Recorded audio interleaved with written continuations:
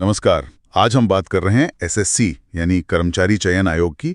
और हालिया जो फेज 13 परीक्षा हुई उसमें जो कथित गड़बड़ियां सामने आई हैं और उसके बाद जो छात्र आंदोलन हुआ है उसके बारे में जी। हमारे पास जो जानकारी है वो छात्रों के अनुभवों पर, उनके विरोध प्रदर्शनों पर और कुछ एक्सपर्ट्स की राय पर आधारित है। बिल्कुल। तो सवाल ये है कि भाई लाखों छात्रों में इतना गुस्सा क्यों है और ये #SSC मिसमैनेजमेंट जैसे हैशटैग क्यों चल रहे हैं सोशल मीडिया पर। चलिए कोशिश करते हैं समझने की कि असल में हुआ क्या है, छात्रों की चिंताएं क्या हैं और वो क्या मांग कर रहे हैं। जी बिल्कुल, ये समझना जरूरी है। तो कहानी शुरू होती है 24 जुलाई से 1 अगस्त 2025 के बीच।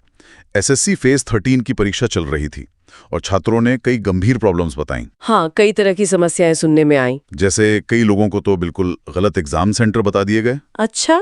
हाँ, और कुछ सेंटर्स पर तो तकनीकी दिक्कतें थी, जैसे सर्वर बार बार क्रैश हो रहा था। ये तो आम बात हो गई थी। ये तो बहुत सीरियस बात है, मतलब परीक्षा के बीच में सर्वर जाना। बिल्कुल।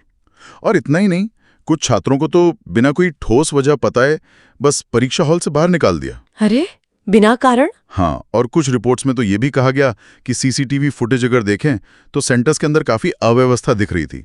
देखिए, इन घटनाओं का जो पैमाना है और असर वो काफी गंभीर है। आप सोचिए, लाखों युवा इन परीक्षाओं पर अपना भविष्य लगाते हैं, तो ऐसी गड़बड़ियां सिर्फ उनकी व्यक्तिगत निराशा का कारण नहीं बनती। सही बात है। बल्कि ये पूरे रिक्रूटमेंट प्रोसेस की, पूरी परीक्षा प्रणाली की विश्वसनीयता पर ही सवाल खड़ा कर देती हैं। ये दिखाता है कि कहीं ना कहीं सिस्टम में मतलब बड़ी खामियां हैं। हाँ, और इसी के जवाब में फिर 31 जुलाई को छात्रों ने दिल्ली चलो का कॉल दिया। जी। हजारों छात्र दिल्ली पहुंचे, जंतर मंतर पर सीजीओ कॉम्प्लेक्स के पास इकट्ठा हुए, हाथों में तख्तियां थीं और अपना गुस्सा जाहिर कर रहे थे। ये स्वाभाविक प्रतिक्रिया थी छात्रों की तरफ से। इसी बीच कोचिंग एक्सपर्ट हैं नीतू सिंह मैडम। उन्होंने 2 खास बातें उठाई। अच्छा, क्या?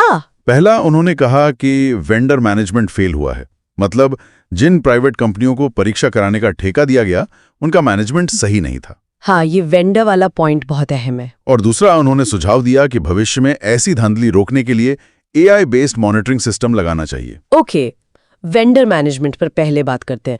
ये वाकई में एक बहुत ही क्रिटिकल पहलू है। क्यों इतना जरूरी है ये? देखिए, ये जो प्राइवेट कंपनियां होती हैं, यही तो परीक्षा केंद्रों का पूरा इंफ्रास्ट्रक्चर देखती हैं, ऑनलाइन सिस्टम संभालती हैं।